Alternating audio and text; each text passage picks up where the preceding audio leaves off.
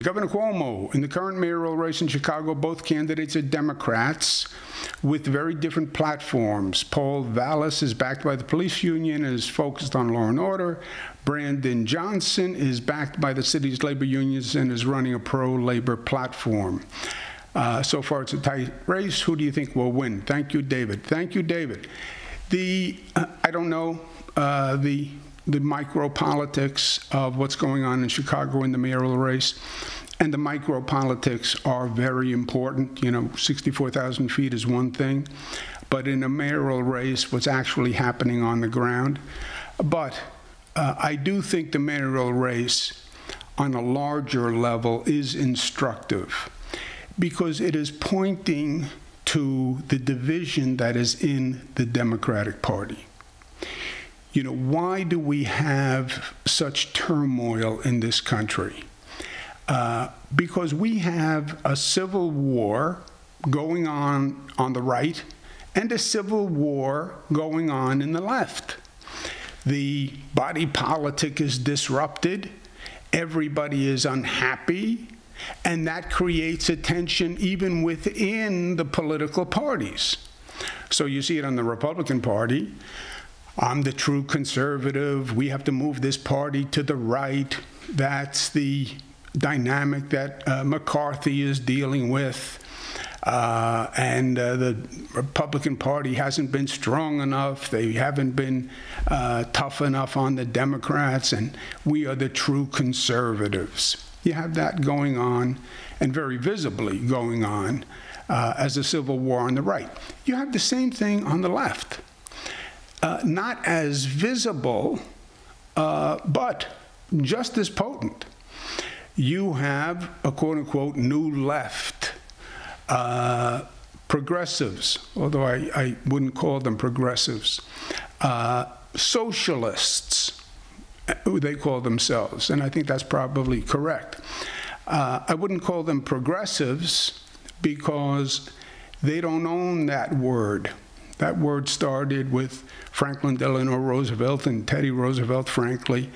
And part of being a progressive, inherent in that word, is that you are about making progress.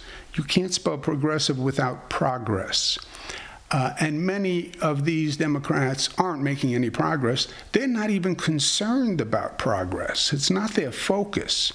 They are there to argue intellectual, abstract issues, advocate the perfect, where a progressive is more about making progress for people. And progressive has an inherent notion of pragmatism. Why? Because to make progress, you have to be willing to compromise. You have to be willing to sacrifice the perfect at times. So there is a pragmatism to a progressive. And that's why I wouldn't call this group on the far left progressives, but call them socialists, call them anything you want. And I believe they are, as I said, basically pushing socialist policies on a capitalist system, which is impossible to do on an incremental basis. I used to say to the socialists in New York, you know, well, we don't think people should have to pay rent. Government should provide housing for all. Yeah, that's a nice socialist concept. But New York State can't do that, right? You have private landlords who have mortgages, who have to finance buildings and pay bills. I get the concept, except it doesn't work. But you have that tension with the Democratic Party. And you see it playing out. You saw it play out in Washington recently with President Biden and the District of Columbia crime bill, where Biden actually went with law and order over home rule for D.C. A tough position for him to be in. Either way he went, it was going to be difficult, but he sided with law and order. Now, I think that was instructive because the Chicago race, the prior mayor ran for re-election and lost badly. Why? Because the left, for all their talk about we're with working families, etc., they're not really addressing the needs of working Democrats. You know what the working Democrats in Chicago needed? Safety. Safety. Public safety. Number one, I want to feel safe. I want my children to be safe. That's number one. Then number two, yes, the economy, a job. Number three, yes, education for my children. But number one, I need to be safe. I need to be safe. And the far left doesn't want to talk about crime. The far left suggests that if a Democrat talks about crime, they're being insensitive. It's almost code for racism if you talk about crime. So we saw that in Chicago. We saw that here in the state of New York. I mean, what happened in New York in the past election was devastating for the Democrats. If you had had the turnout and the results that would normally have happened in a general election in New York, we would have won more congressional seats and the Democrats would have controlled Congress. That's how bad the results were for the Democrats. And again, it was the issue of crime. It was the issue of crime. Democrats were running around the state saying crime isn't an issue. If people believe crime is an issue, it's an issue. Well, statistically, I can argue that crime really isn't going up.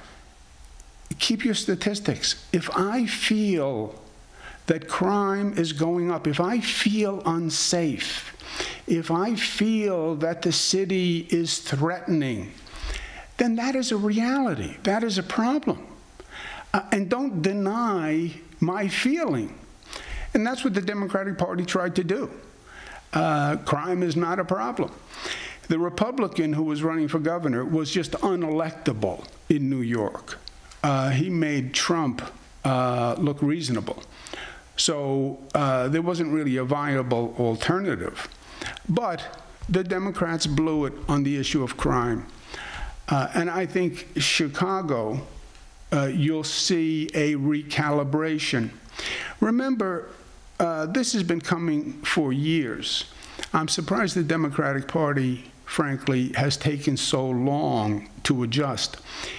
New York City elected Eric Adams mayor.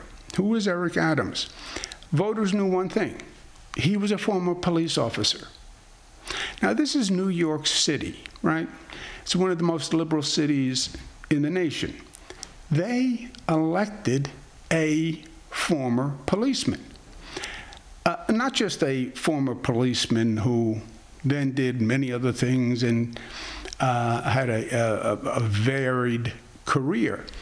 Eric Adams looks like a policeman, sounds like a policeman, moves like a policeman. He is a former police officer. And that's what people voted for, because people were saying crime is the issue. And when you believe crime is an issue, you know who you hire? You hire a policeman. So the Democratic Party has been out of touch.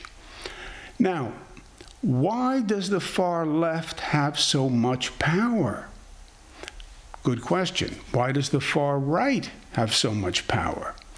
Because in the primaries, their people tend to be more active and they tend to be more powerful in the primary elections. So the moderate right is afraid of the far right. The moderate left is afraid of the far left. Otherwise, they would have adjusted a long time ago. I think what they're now saying is, on the Democratic side, if you don't adjust, you lose. Interestingly, in New York, it's gotten so bizarre. that some of the founders of the New Left movement actually now are trying to create a moderate party, because they know the far left has done tremendous damage to the Democratic Party and to many of these races. Crime, you can't talk about crime. Where did that even come from? I mean, the Democrats have run large cities in this nation for years. And one of the top issues was always crime.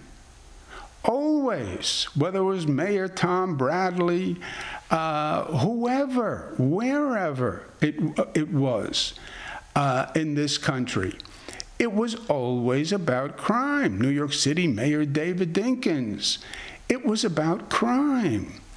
So, yes, you can speak about crime. It's the top issue in cities for Democrats. This was all the Democratic Party twisting itself into a pretzel.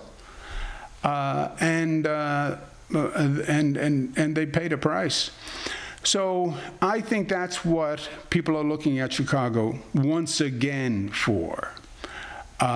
Is the Democratic Party going to recalibrate? Is the Democratic Party going to elect somebody who says, I understand crime is a problem and I'm going to be tough on crime? And by the way, you can be tough on crime and you can also be aggressive in addressing the fundamental issues of crime, right? The economy, education, services in the community, alternatives to incarceration. You can do both. You can be both. You need to be both.